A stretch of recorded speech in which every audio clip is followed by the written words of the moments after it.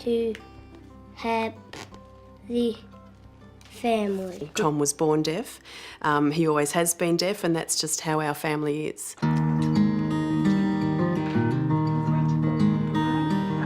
My husband and I got a hearing loss, and my two children, Kayla and Kira, they got hearing loss as well.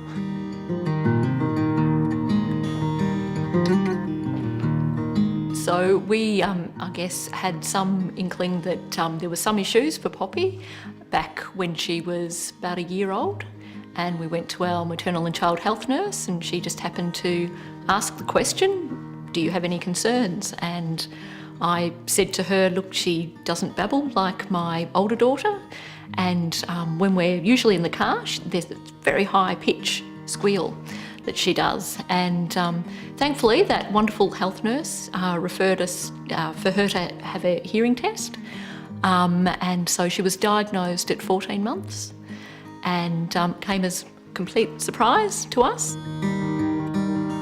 Tom was first diagnosed with his hearing loss when he was born. He had a hearing screening test in hospital, just under 2 days old, and all we were told is that he failed that test.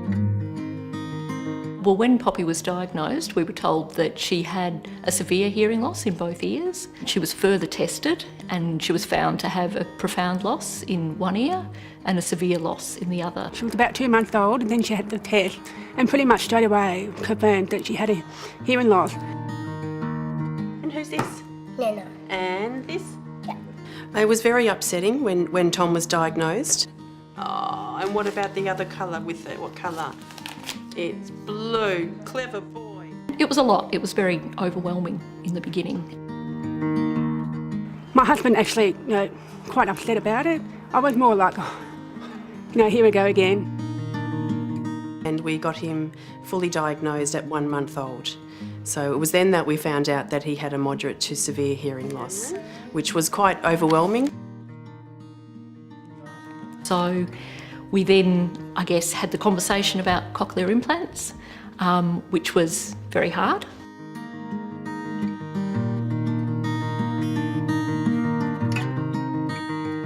When Tom got to the age where we had to start deciding which school to send him to, it was quite a nervous time. Good boy, Tom. He likes to make spaceships. Excellent, look at that. I have an older child, Jack, who's 2 years older than Tom, so I really wanted to send Jack to a school where I knew that Tom could follow and the boys could go schooling together. Well, we talk about children, not a lot of choices.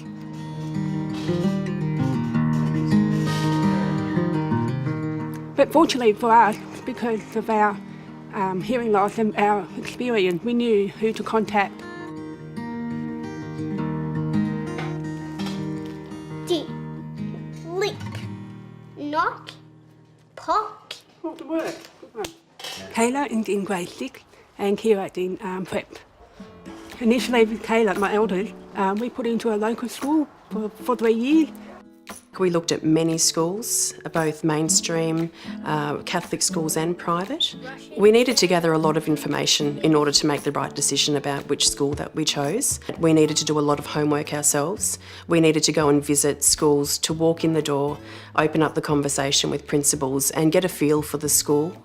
Generally just to see how it was operating day to day. You could really imagine how your child would fit into that environment. And that's, I suppose, what really helped us make the decision of where we really saw Tom and where we thought he'd be most comfortable and where he'd receive everything that he needed to keep up at school. The teacher had to wear the transmitter, and the children had like a micro link that connected to either their cochlear implant or hearing aid, and they all sync together. So when the teacher's talking, it directly goes to their hearing aid so they can hear directly, and there's no interference from other areas or background noise and stuff. Poppy is now 6 years old. So when we were making a decision for Poppy in regards to schools, we really looked all over Melbourne.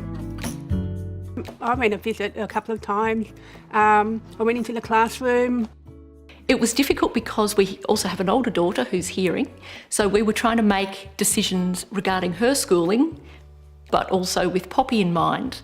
So at the time, Poppy was only about 2 years old.